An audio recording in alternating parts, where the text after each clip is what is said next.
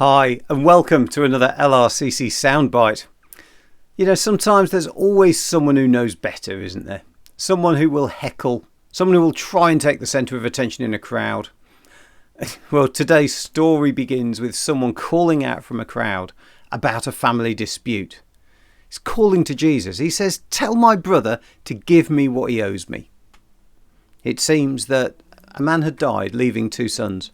One of them was complaining that his brother hadn't given him a fair share of the inheritance. Do you know what? Jesus' answer was basically along the lines of, "Don't ask me, I'm not getting involved in that argument." But Jesus did figure that there was something underlying this request. The two brothers had a problem with greed. I don't know which way around this was working, whether one had kept more for themselves or whether the other felt they had a greater right to more money. Actually, that wasn't important within what Jesus was going to say. But the issue of being greedy, that was something that Jesus wanted to address. So Jesus said that being greedy was like a farmer who one year had this huge harvest, so much that he couldn't even store everything he had. So the farmer decided he was going to have to tear down his barns and build bigger ones, enough to store everything he had and keep it safe for many years. Then he could retire, live an easy life and enjoy himself. But this farmer had a shock coming.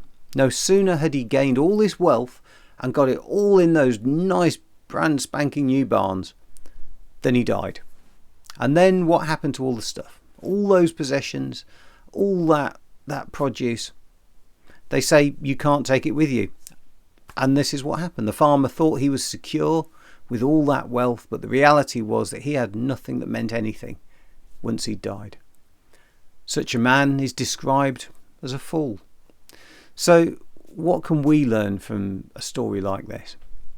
Is there some problem with any kind of security in our lives about making sure we're okay? I sometimes have talked about God blessing us. What do we do when we're blessed with success or wealth?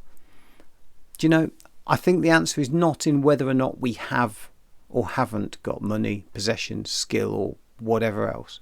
Rather, I think the answer is in what we do with those things. Do you have a talent for filling in complicated forms? If so, why not share it with people who can't understand them? Do we have time available? Why not go and help a neighbour who's struggling to look after the garden? Have you got money? Maybe you could support some organisation in your local community that makes a difference, maybe with young people or minority groups or food banks. The list is endless. But is also going to be specific to the need where you live. I hope you see what I'm getting at. I don't think it's wrong to have things. I think the key is, how do we use them? There's work been done that shows that we have a world that grows enough food for everyone on the planet. But we need to get better at distributing it so that everybody receives fairly. You know, God has provided enough for everybody. But we, humans, we don't make sure that it gets where it needs to get to. This challenge, it looks different for every one of us. And I can't tell you what to do, and I wouldn't even try. I can offer to help you help others if you want to. As a church, we do try to find out about the needs of our community. And if you've got something to offer, you can always get in touch with me and we'll see if there's somebody that you could help. If you don't live near us, why not try reaching out to either a church in your local community or even just some community Facebook group or something like that. See where you can get involved and where you can bring a difference.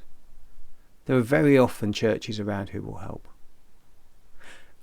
I hope you have a great week. God bless you, and I'll see you next time.